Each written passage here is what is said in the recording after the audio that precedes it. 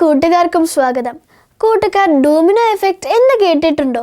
അടുത്തടുത്ത് വെച്ചിരിക്കുന്ന ഇതുപോലെയുള്ള ഡോമിനോകളിൽ ഒന്നിൽ ചെറുതായി എന്ന് തട്ടുമ്പോൾ ഓരോന്നായി എല്ലാം താഴെ വീഴുന്ന ഒരു രസകരമായ കളിയാണ് ഡോമിനോ.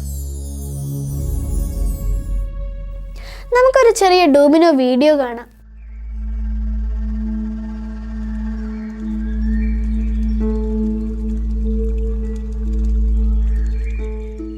കണ്ടില്ലേ, ഒരറ്റത്ത് നിന്നും ചെറുതായെന്ന് തൊടുമ്പോഴേക്കും അതിൻ്റെ അടുത്ത് നിൽക്കുന്ന എല്ലാ ഡോമിനോകളും വീണു പോകുന്നു. നമുക്കിനി വേറൊരു ഡോമിനോ വീഡിയോ കാണാം.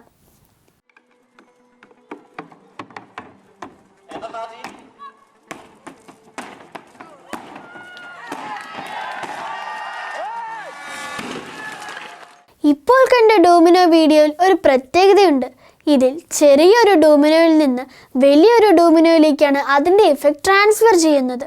അതായത് അത്രയും വലിയ ഒരു ഡോമിനോയെ വീഴ്ത്താൻ നമ്മൾ ഈ ചെറിയ ഡോമിനോയിൽ കൊടുത്ത പ്രഷറാണ് കാരണമായത്. കൂട്ടുകാർക്കറിയുമോ, തീ കൊണ്ടുള്ള ഡോമിനോകളുമുണ്ട്. നമുക്കൊരു വീഡിയോ കാണാം.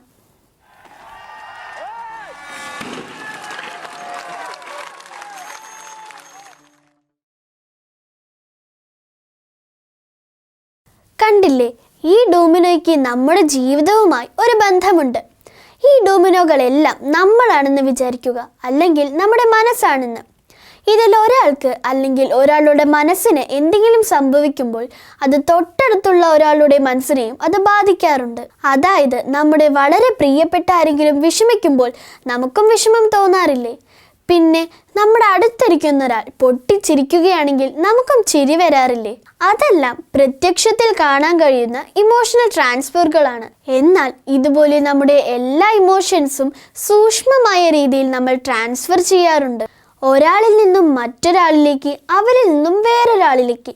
അങ്ങനെ നമ്മുടെ എല്ലാ ഇമോഷൻസും ഒരു തരത്തിൽ ഒരു ഡോമിനോ എഫക്റ്റ് പോലെ ഈ ലോകം മുഴുവൻ സഞ്ചരിക്കുന്നുണ്ട്.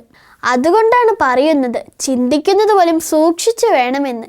ഇത് വളരെ എളുപ്പത്തിൽ മനസ്സിലാക്കാൻ ഞാനൊരു കഥ പറയാം. ഒരിക്കൽ ഒരാൾ രാവിലെ എഴുന്നേറ്റ് വാട്സപ്പ് നോക്കുകയായിരുന്നു. അപ്പോൾ അദ്ദേഹം വിശ്വസിക്കുന്ന ഒരു രാഷ്ട്രീയ പാർട്ടിയുടെ എതിർ കക്ഷി വാട്സപ്പിൽ വളരെ മോശമായ ഒരു വിമർശനം പോസ്റ്റ് ചെയ്തു. ഇത് കണ്ട് അദ്ദേഹത്തിന് വളരെ ദേഷ്യം വന്നു.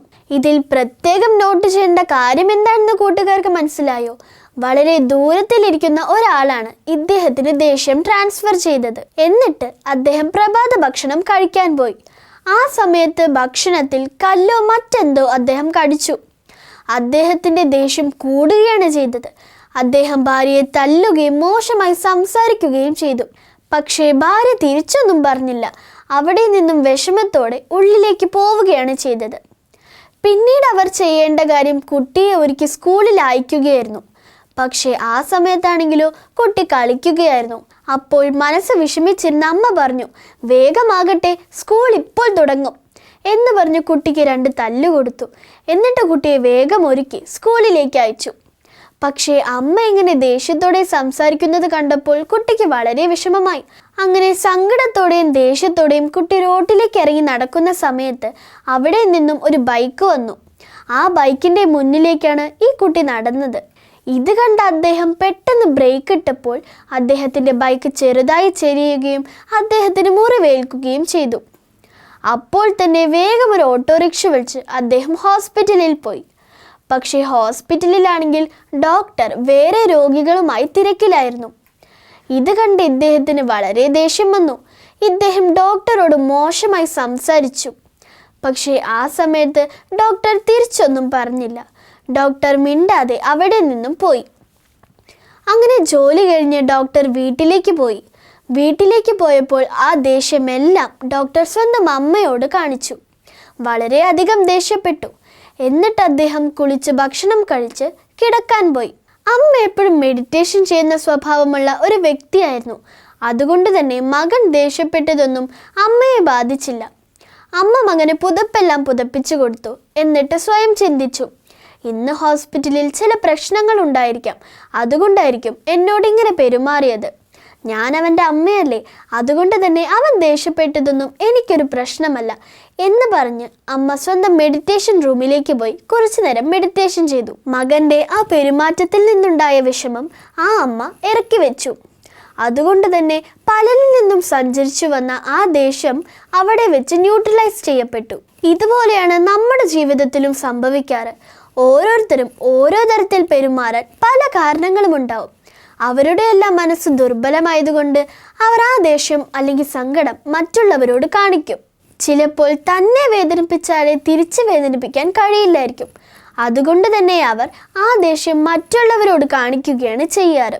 എന്നാൽ ഇത്തരത്തിൽ ഇടയിൽ ആരെങ്കിലും ഉണ്ടെങ്കിൽ, അതായത് മനസ്സിന് നല്ല കരുത്തുള്ള ശാന്തിയുള്ള ആരെങ്കിലും ഉണ്ടെങ്കിൽ, അവരിലൂടെ ഈ ദേഷ്യത്തിൻ്റെ ഡോമിനോ എഫക്റ്റ് കടന്നു പോകുമ്പോൾ അവർ അവിടെ വെച്ച് തന്നെ അതവിടെ സ്റ്റോപ്പ് ചെയ്യും. അവർ അതിനുവേണ്ടി ഉപയോഗിക്കുന്നത് അവരുടെ മനസ്സിൻ്റെ കരുത്താണ്. കൂട്ടുകാരെ, നമ്മൾക്ക് അതുപോലൊരു വ്യക്തിയാവണമെങ്കിൽ നമ്മൾ എന്തു ചെയ്യണം? നമ്മുടെ മനസ്സിനെ കരുത്തുറ്റതാക്കാൻ ധ്യാനം നമ്മളെ സഹായിക്കും. ദിവസവും അല്പസമയം മെഡിറ്റേഷൻ ചെയ്യുകയാണെങ്കിൽ, അതുപോലെ തന്നെ നമ്മുടെ മനോഭാവത്തെ ശക്തിയുള്ളതാക്കുന്ന നല്ല കാര്യങ്ങൾ കേൾക്കുകയാണെങ്കിൽ, നമുക്കും ഇതേപോലെ വരുന്ന പല പ്രശ്നങ്ങളെയും അവിടെ വെച്ച് തന്നെ ന്യൂട്രലൈസ് ചെയ്യാനുള്ള ഒരു കരുത്തുള്ള മനസ്സ് കിട്ടും. നിങ്ങൾക്കും ഇങ്ങനെ മെഡിറ്റേഷൻ പഠിക്കാൻ താല്പര്യമുണ്ടെങ്കിൽ ഈ വീഡിയോയുടെ ഡിസ്ക്രിപ്ഷൻ ബോക്സിൽ ഒരു മെഡിറ്റേഷൻ ആപ്പിൻ്റെ ലിങ്ക് ഉണ്ട്. അതിൽ നിങ്ങൾ ക്ലിക്ക് ചെയ്ത് ഡൗൺലോഡ് ചെയ്ത് നിങ്ങൾക്ക് സൗജന്യമായി മെഡിറ്റേഷൻ പ്രാക്ടീസ് ചെയ്യാവുന്നതാണ്. എൻ്റെ എല്ലാ കൂട്ടുകാർക്കും മെഡിറ്റേഷൻ എന്ന ടൂളിലൂടെ ഒരു കരുത്തുള്ള നല്ല മനസ്സുണ്ടാവാൻ ഞാൻ ആശംസിക്കുന്നു. ബൈ.